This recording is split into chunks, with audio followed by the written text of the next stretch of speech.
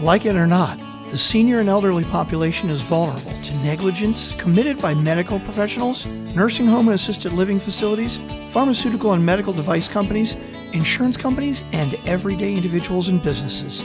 The Injured Senior Podcast is here to help. Steve Heisler is the creator of the National Injured Senior Law Center and has been advocating for seniors' rights for over 20 years. You have questions, and Steve Heisler has answers. This is the Injured Senior Podcast. Friends, this is Steve Heisler, attorney and CEO of the National Injured Senior Law Center. I'm also the host of this podcast. Now, friends, Social Security Disability Insurance is a payroll tax-funded insurance program of the United States government. It is managed by the Social Security Administration and designed to provide income supplements to individuals who are physically restricted in their ability to be employed because of a documented severe disability. Folks, a lot of people on Social Security disability or who are applying for Social Security disability are seniors. So here today to talk to you and inform you about everything you need to know about Social Security disability is Brian Therrien. Now, since 2006, Brian and his team at the Disability Digest have helped over 182,000 individuals get or maximize their disability benefits, as well as creating income opportunities for them while receiving their benefits. Brian is a 1987 graduate of Thomas College with a degree in business administration and management. Hello, Brian. How are you today? It's Friday. I'm doing great. Thanks for asking. Thanks for having me on the show. Wouldn't it be great if every day were Fridays? Well, it could be. You just have to have that mindset, I guess, right? Yeah, absolutely. So, Brian, your website, the Disability Digest, it has nearly 200,000 people who have, maximized their disability benefits or income opportunities. Can you tell my listeners what exactly is the Disability Digest? Yeah, so the Disability Digest is a resource, a free resource, Steve and listeners, where you can come and subscribe. And when you sign up, you fill out a little profile that helps us understand if you're going through the approval process or if you've been through it. And then once you've registered, we help you either get your disability benefits or maximize your disability benefits. And some of the common things that we help with are disability approval assistance. Believe it or not, people have a hard time getting approved for disability. Reliable job and income opportunities. People often want to know how to maximize their disability benefits and different financial and healthcare assistance. And we've actually found some reliable grant resources for people. And, keeping benefits is also a concern for people too. And the last thing I'll throw in there is when people go through these changes in their life, Steve, the housing situation usually is impacted. So individuals are looking for, affordable housing and safe neighborhoods, and how to do that with fixed income and bad credit and less than $10 in their pocket. So wow, those are the types of things that we do. Now, how are you able to do that for free? I mean, I noticed you said that you do it for free. How's that able to, how are you able to do that? Right. Well, very creatively, we have over 50 contributors to the Disability Digest, people that have donated their time that I've interviewed, just like this format here. And that's provided a lot of the content to e-how people through it. So that doesn't cost much to produce that. Top-notch disability attorneys, the individual that runs vocational rehabilitation throughout the United States, even inspirational people like Josh Blue, the comedian, have contributed. So that certainly helps, but we are for profit and we do make money. And that certainly, I just want to make that clear to everybody, but the membership is free and we do it through ads and sponsors. And we provide services too, like we manage a lot of people's healthcare, Medicare needs, and we get paid from insurance companies and it doesn't cost people anything. So that's how people can, participate here like a radio or TV station. It's like, lots of good content with a few ads. I will second that, Brian. I spent a good part of my Saturday last weekend just reading the wealth of information that you have for people, who need disability, are on disability, and are looking to maximize their benefits, income opportunities for people on disability. I mean, I've been doing this for 32 years. I've never seen a resource like this before. So Yeah. Kudos to you. I can tell you that. Yeah, well, thank you. And I know today we're going to talk a lot about going through the approval process, which I'm excited to do. But I'm in hopes I do a really good job and get invited back, because that's only part of the piece. Right. There's major opportunities to help people once they're approved with maximizing their benefits with government subsidies and taking advantage of all the extra benefits that they're entitled to. So. Yeah, well, that's right. Let's kind of start at the beginning, which is if you're a senior and you've got heart disease, or you've got diabetes or cancer, mental health disorders, whatever, but you are disabled, how do you actually become eligible to receive Social Security disability? Okay, so when we say seniors, am I below the age 66 and a half, or is there a specific age? Yes. So we're really mostly focusing on people.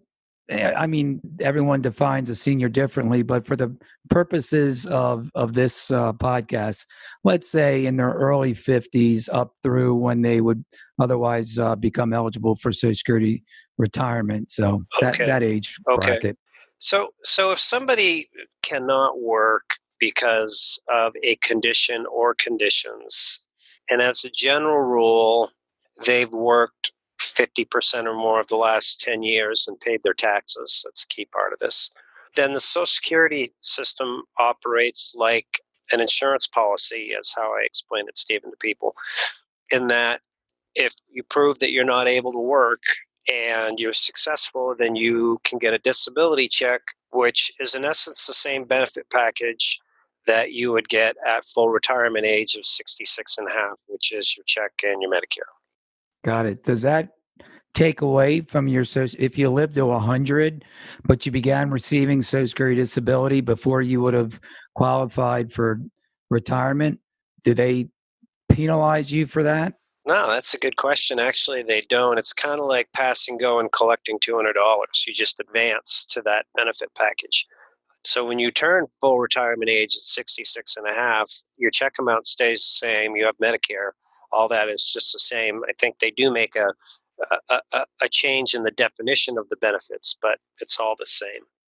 Okay. Yeah. So if you are eligible and then you get approved for benefits at 50 or 55 or whatever, you would receive that up until when you reach the end of your life, correct? Yeah, that's right. And there's a lot of considerations in here for listeners out there. One of the things I want to make clear as a message today is the most common thing that I see that is problematic in the system is people wait too long before they apply, and these benefits do expire.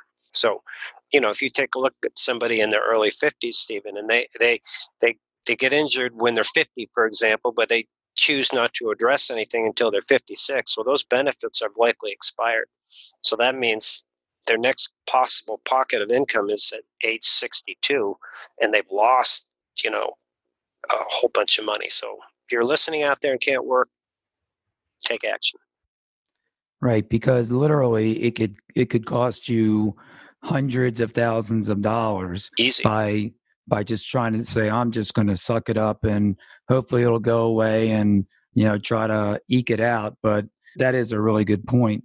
Yeah. So let me ask you this. So if somebody is disabled and they qualify for benefits, they've worked more than 50% of their life, if they apply to the Social Security Administration and they say, I'm disabled, and maybe they send over a couple of medical records from their doctor, do they automatically get the benefits? it's interesting. Automatic and Social Security kind of just don't flow together. So they're not really synonymous. Yeah. So no, the answer would be no. I mean, there's a lot of people that are legitimately disabled medically that unfortunately don't get approved. I wish that was not the case, and I probably shouldn't reveal this, on your show here, because I'd be totally fine doing something else for work if the system was perfect. Right. There'd be no need for you if Oh yeah, people were just automatically, or they were approved based on the merits. exactly. All right. So then if they're not automatically just, okay, you're disabled and you start getting benefits, what is required for them to do to at least get started? And what do they have to prove to qualify? Okay, so it's really evidence-based, and what I encourage people to think about is not what they may feel that they're entitled to, which is certainly a just emotion, but what evidence do they have to support it? Because when you start out in pursuit of your disability benefits, you can talk with somebody all you want and they could tell you, they have all these symptoms, but ultimately it's what's in the medical records. So even for those of you that are listening out there and are still working perhaps, or know somebody that's working and might be going through some decline, going to the doctors, making sure that you have all your conditions treated. But one of the things that in today's environment that I feel is important is not only to go to the doctors, but to communicate to your doctors what you're not able to do in every visit. It's so much to even bring in a one simple piece of paper with 4 to 6 bullet points on it about your limitations. I can't, stand for more than 15 minutes. I can't lift more than a gallon of milk, and have every 12-minute doctor visit you get build the evidence, because that's what's going to do it. Now, if you're just getting started and you're late to the game and you've got poor doctor's records, can't change that. You just have to work going forward. Right. So basically, you could have, significant and numerous disabilities or impairments, but if it's not documented, it's not going to help you at all in getting your benefits, correct? Exactly. And that's where a lot of people file on their own and don't provide the right information or don't fill out the forms and communicate it properly, because it doesn't just, yes, it is the medical evidence, but there's forms to fill out as well that tie it together. Okay. Now, so let's say that they do have medical documentation and they've applied. Yep. What does the Social Security Administration, is there like a process, or are there certain factors that they look at when determining whether or not a person's going to get the benefits? Yeah, that's a great question. I feel the best way to answer that, Stephen, is this. If you're under 50 years old, then you need to prove that you are not able to do any job in the U.S. economic system. So regardless of what you're currently doing, let's say that you are a nurse, but you now, as somebody that is 45 years old, need to prove that you're not able to be a greeter at Walmart, somebody that stands in the front of the store and says, hey, what do you need today? Or a ticket taker at a movie theater, or a simple job on an assembly line where down the conveyor belt comes a tray with pencils and a cardboard box, and you got to take the pencils, put it in the box, back on the belt. You can sit, anything like that. So that's what they need to prove if you're under 50. And you need to have medical evidence and the limitations in there to support all that. Now, if you're over 50, the rules of the game start to change. And in simplistics, it can be a case built on proving that one is not able to do their prior work. So let's look at it this way. Let's say there's somebody that is a 55-year-old, and a 55-year-old is a truck driver who's been doing this for 20 years, has developed diabetes, and has numbness in his legs and poor vision, and has lost his CDL. that case should get approved because that's all he's done, transitioning to another job or doing something else. So, but take a similar situation with somebody, let's say they're an MIT graduate who's done research for 20 years. They could look at that case and say, well, yeah, you've done research for 20 years, but you're not able to do the type of research that you were doing. Maybe you could do another type of research. So there's point is there's different variables. The older you get and the stronger your work history is, the more favorable it is to get approved. All right. So is it fair to say that the Social Security Administration, I'm sure we can all think of some of the reasons why they would try to make it challenging to get your benefits. Would it be fair to say that they want you, or the process is that they have you jumping through a lot of hoops to get the benefits that you probably should have gotten right away, but they're still going to kind of maybe draw it out? I think, yeah, there's certainly an argument for that, and it seems to go in cycles where the approval process, is harder. Like the time of this recording, it's probably the most difficult since I've seen it, since 2006. But I do feel that the system and the way it's structured has some merit in the evaluation process in general. It's got some good benchmarks. And listen, there are people, believe it or not, that try to get through the system that shouldn't. And so having these pieces in place are good. What I take issue with is there isn't any there. If a case goes to court, there isn't any standardization. So, for example, if I just was speaking with a colleague in Dallas, and you could have a hearing in the Dallas area, and some judges down there have like a 60% approval rating, but there is one female judge down there that has a 4% approval rating. So 4% versus 66, right? It's just an opinion. So that is one area where the system, in my opinion, is just totally flawed. So I don't want to take our whole time here, but for the most part, it's good. Okay. So do most seniors beginning in their early 50s who have a legitimate disability, do most of them get approved initially, or what has been your general experience in your 15 years doing this? The best way for me to explain that is I'll go through like the statistics for getting approved. And not everybody gets denied at the beginning. 32% nationally do, but that takes in consideration all age groups. Then if you don't get approved there, you can appeal it, and it's called the reconsideration phase. 11.9% of the cases get approved there. It's a joke. It's like an administrative delay, I guess, is one way to look at it. Then cases go to hearing, like we just talked about. And usually, it's in the 60%, 70% range that you're going to win your cases here, unless you run into that judge in Dallas. So the 4% judge. The 4% judge. So, right. But like what I see, and with a network of individuals that I work with, if you do the right things in the beginning of a case, and you can change that 32% to 47. That's what we see.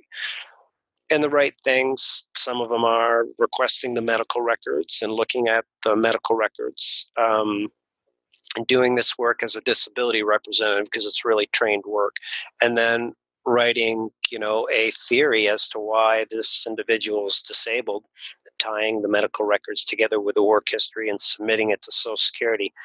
Most people that do this work as disability representatives will do that for a hearing, but doing it in the beginning can save that case from getting denied, get them paid faster. So those are some things that are available now. People are starting to do more and more in the industry. All right. So what I'm hearing is that most people in the initial stages are not getting approved, but when they get to the hearing stage, which I believe is like the third stage, that's when most people are approved. And the problem with that, would you agree, is that people have to wait maybe sometimes a couple years until their legitimate case is actually approved and they start getting benefits, right? Yeah, that's a problem. Yeah. I mean, if you look at it this way, if you work and you're looking at working with somebody that has like a 45, 6, 7% approval rate, that's definitely not 100. Your case doesn't get approved there at like 8-month mark. It's going to go to court, and it's probably going to be in the 2.5 to 3 years out. So, most people don't have private insurance. If they're single, they don't have another source of income. It's a problem. And that's where the insurance falls off, and they're not able to get treated, which they need to do to win their case. It's a whole series of unfortunate events. Well, if they do eventually 2.5 years later get approved, do they get their back pay from when they claim that they were disabled? Yeah. Well, yes, they do. If they're successful at proving, Stephen, when their disability started. But if we go back to the example of the individual that started their case with, with medical records that weren't sufficient, a judge could look at that and say, well, you weren't being treated there. I don't see that your condition was diagnosed until maybe 9 months ago. So we're gonna call. That's the date that I'm going to pick to start your disability. Got it. Let me ask you this, Brian.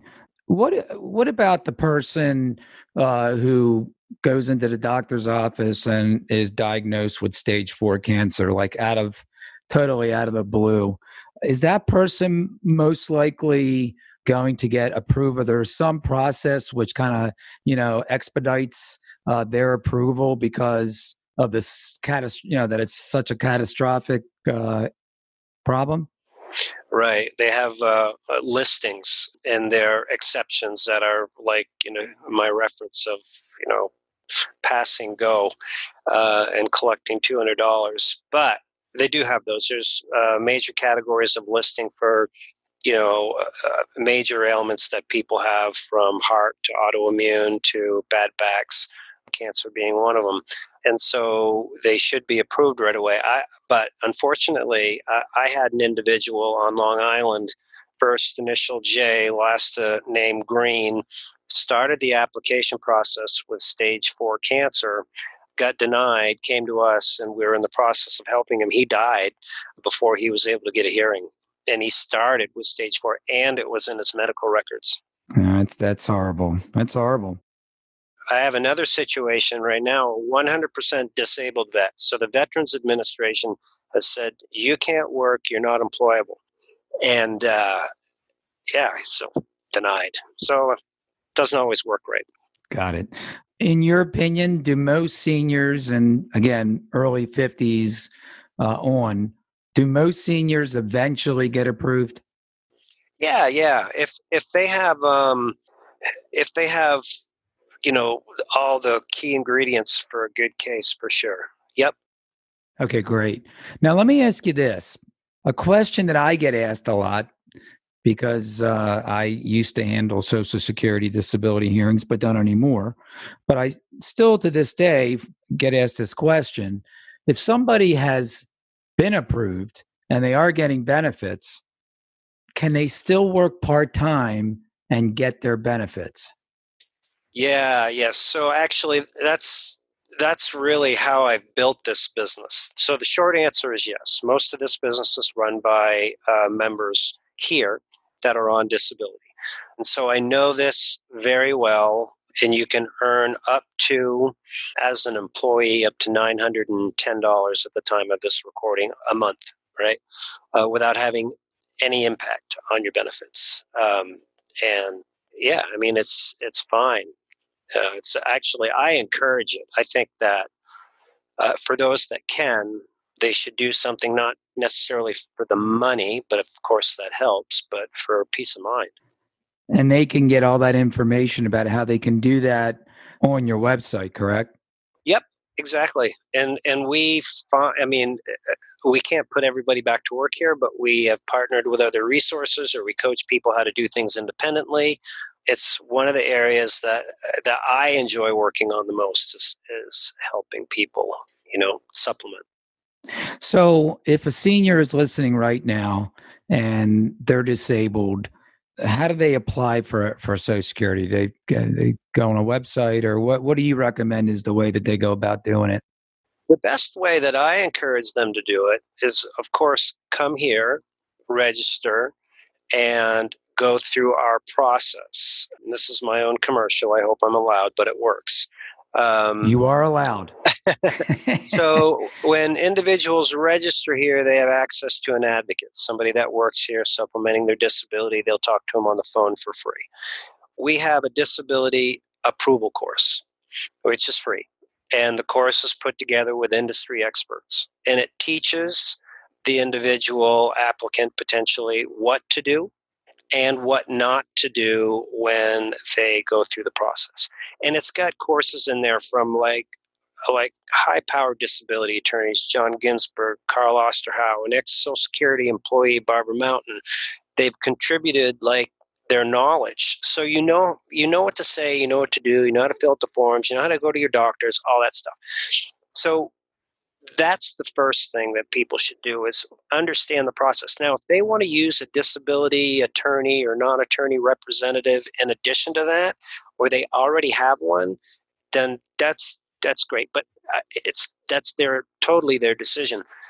But the problem is, I'm a little off topic here, that without control and knowing the process, it's difficult for people to get approved. And that's the one thing that we have worked very hard on in putting this course together. So they have the power, they have the knowledge. If they want to hire somebody, they understand what they should be doing so they can hold them accountable.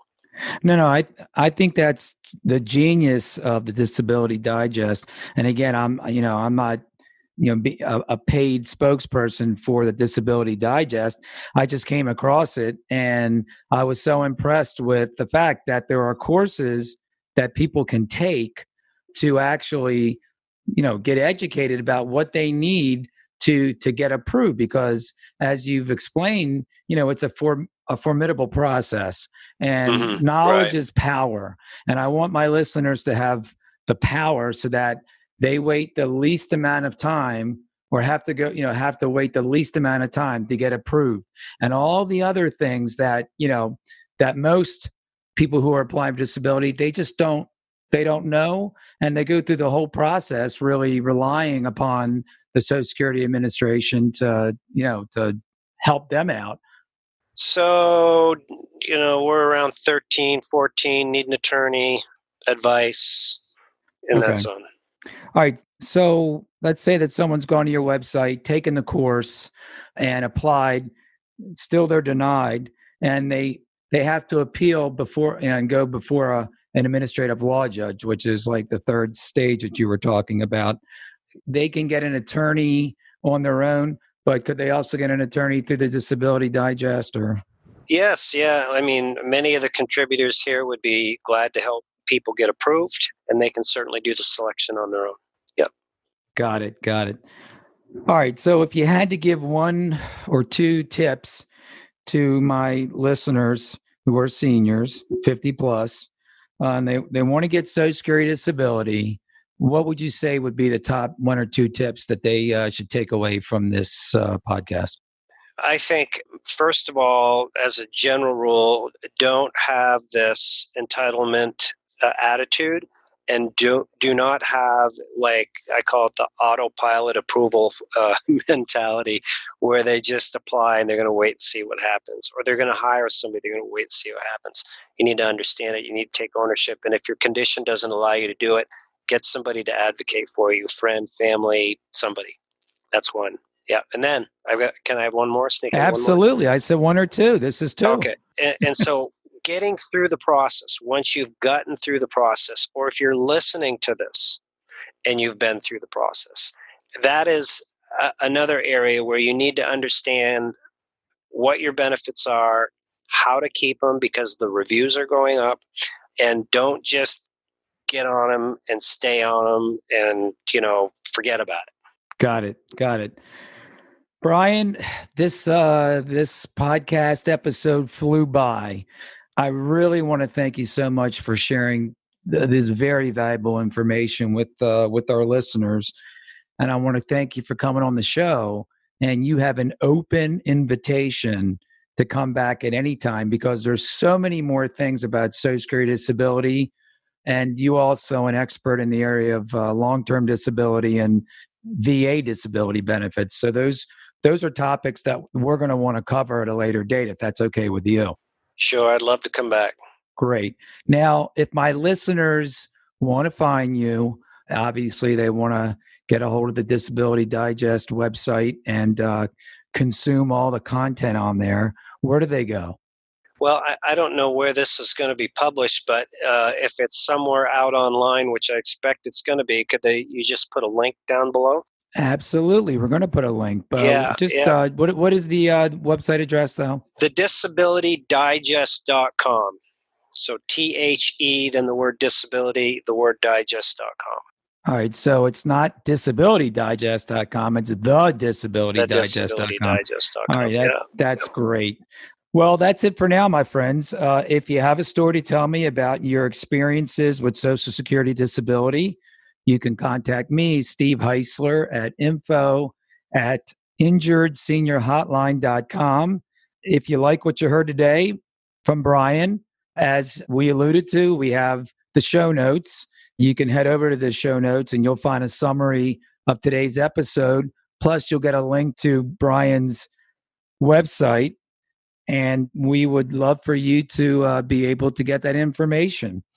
So feel free at any time to reach out to me again, Steve Heisler at info@injuredseniorhotline.com for any information about any type of senior or elder injury legal situation. I'm more than happy to help you out and talk to you and help you find a solution.